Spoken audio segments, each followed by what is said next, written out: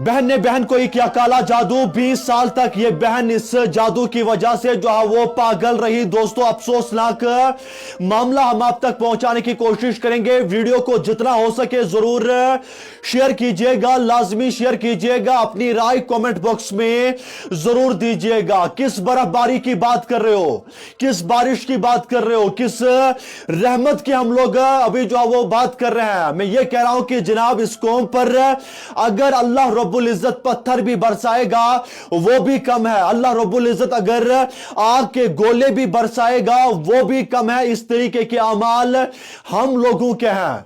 हम लोग इस तरीके से अपनी जिंदगी बिता रहे हैं कि बस एक दूसरे के खून के प्यासे हम लोग बन चुके हैं। एक दूसरे के की प्रॉपर्टी के प्यासे बनते हुए नजर आ रहे हैं। कोई तरक्की कर रहा है, जिन दलालों के पास जाओ, इन चोरों के पास जाओ, वहां से काला जादू लेकर आओ और उसके बाद उन लोगों को डुबाओ। किसी तरीके से हम लोग एक दूसरे को डुबाने में लग चुके हैं। कोई पढ़ रहा है तो जनाब दुआ करो कि अल्लाह रब्बुल इज्जत मेरे बच्चों को भी तौफीक दे, वो भी इसी तरीके से कामयाब हो जाए, वो भी इसी तरीके से तालीम हासिल करे। ये जो एक दूसरे को काला जादू करके डुबाने में लग चुके हो ना, याद रखिएगा, तब तक आप लोगों के जिस्म से रूह जुदा नहीं होगा, तब तक आपको मौत नहीं आएगी, जब तक ना इस चीज का सिला आपको दुनिया ही के अंदर मिलेगा। आपको इस चीज का सिला दुनिया के अंदर ही भुगतना पड़ेगा। ये क्या चल रहा है? हम लोग मुसलमान होने का दावा तो कर रहे हैं, लेकिन किस चीज के बिना पर हम मुसलमान हैं, मुझे जरा बताइएगा।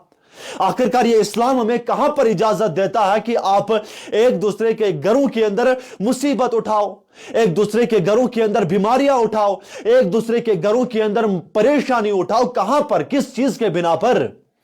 क्या चल क्या रहा है ये? हम अल्लाह रब्बुल इज्जत के सामने हमें कल को जवाब नहीं देना है, कल को अल्लाह के सामने आपको खड़ा नहीं होना है। याद रखिएगा, ये जो किसी के घरों के अंदर आप परेशानी उठाते हो ना, ये किसी घर के अंदर मुसीबत उठाने वाले शख्स के घर के अंदर मुसीबत उठाने वाला परवरदिगार है।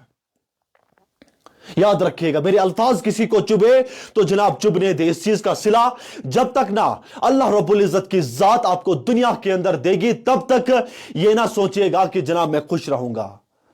किसी घर के अंदर परेशानी उठाकर अपनी खुशी की दुआ जो है वो अल्लाह के सामने ना करना, कोई खुशी नहीं आएगी।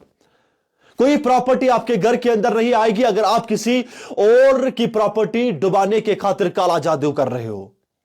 किसी तरीके की उम्मीद अल्लाह से ना लगाना अगर आपके दिल के अंदर यह नियत है कि जनाब वो बंदा डूबना चाहिए, उसे कारोबार के अंदर खसारा आना चाहिए, उसे तालीम के अंदर जो है वो दिलचस्पी नहीं लगनी चाहिए। क्या है?